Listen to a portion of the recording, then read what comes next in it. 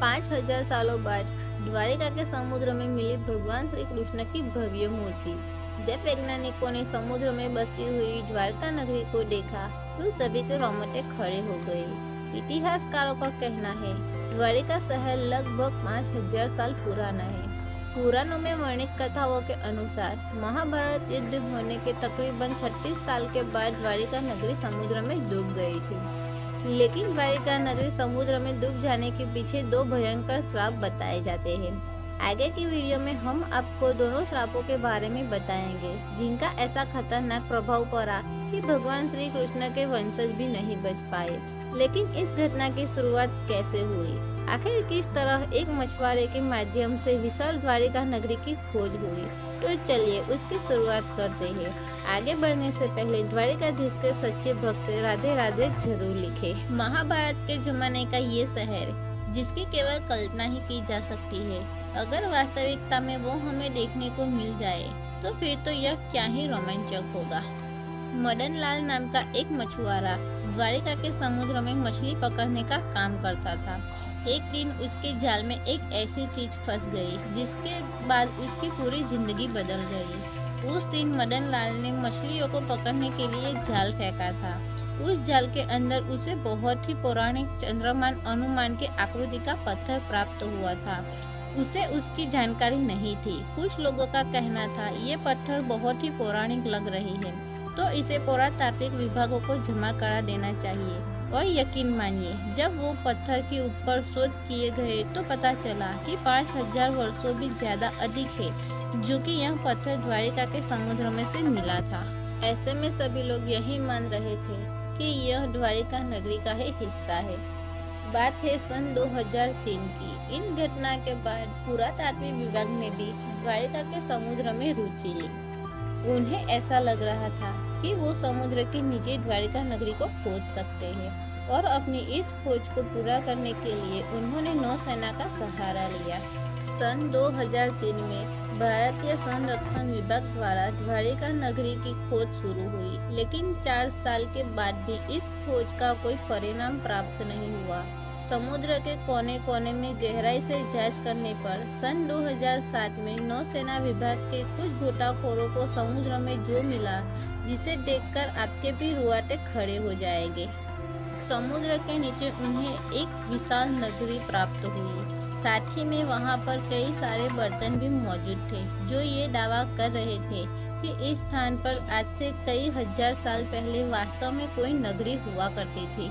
नौसेना के गोताखोरों द्वारा जो एक खोज की गई, जो इसका परीक्षण हुआ, तो वैज्ञानिक भी जानकर हैरान हो गए कि ये अवशेष तो तकरीबन 5000 साल पुराने हैं। अब आप सोच रहे होंगे कि भगवान श्री कृष्ण तो साक्षात भगवान है और उनकी नगरी समुद्र में कैसे डूब सकती है।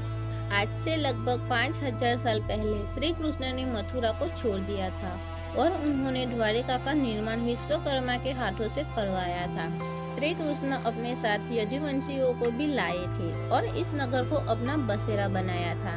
द्वारिका श्री कृष्ण की कर्म भूमि मानी जाती है जिस पर उन्होंने 36 वर्षों तक शासन किया था। द्वारिका के समुद्र में डूब जाने के पीछे दो श्राप थे। पहला श्राप, महाभारत युद्ध के बाद कौरवों की माता गांधारी ने महाभारत के इस पूरे युद्ध के लिए भगवान श्री कृष्ण को जिम्मेदार ठहराया। उन्होंने श्री कृष्ण को श्राप दिया कि जिस तरह कौरव का वंश का नाश हुआ है ठीक उसी तरह पूरे यदुवंश का भी नाश हो जाएगा।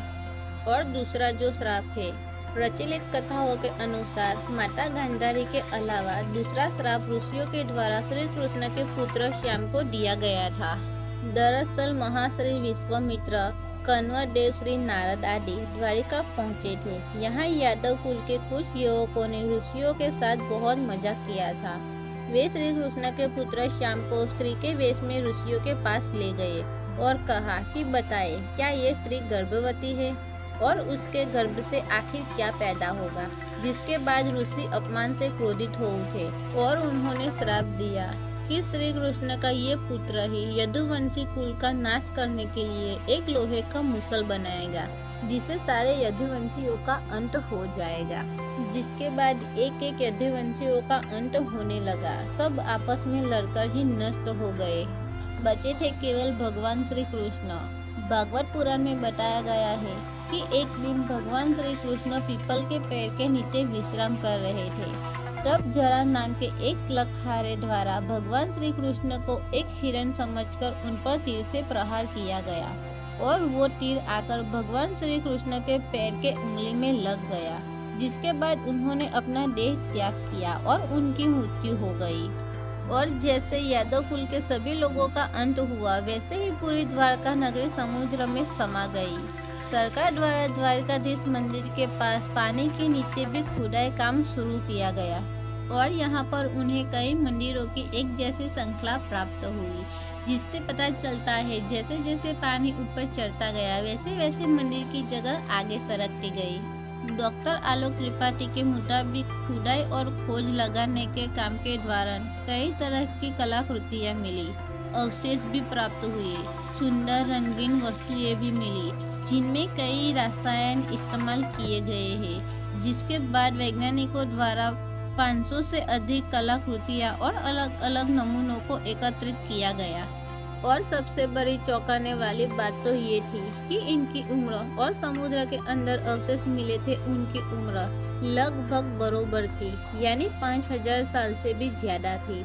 इस घटना के बाद से सब आश्वासन हो चुके थे कि समुद्र के नीचे सचमुच में द्वारका नगरी आज भी मौजूद है। आज भी भगवान श्री कृष्ण की भव्य मूर्ति इस समुद्र के अंदर मौजूद है।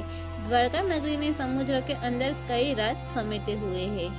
भगवान श्री कृष्ण हमेशा ही अपने भक्तों की लाज रखते हैं और उनके पूरे जीवन कर्मों के उन्हें कई उतार चढ़ाव दिखे, लेकिन हमें उनके जीवन से बहुत कुछ सीखने को मिलता है। इस पूरी घटना को लेकर, द्वारकाधीश मंदिर को लेकर और समुद्र में बसी द्वारका नगरी को लेकर आपका क्या विचार रखते हैं, हमें नीचे कमेंट बॉक्स में जरूर बताएगा। अगर आज की वीडियो आपको पसंद आई है तो एक लाइक जरूर करें और जल्दी से हमारे चैनल को सब्सक्राइब करें, बेल आइकन प्रेस करना न भूलें। अभी के लिए आप सभी दर्शकों को जय श्री कृष्ण और राधे राधे।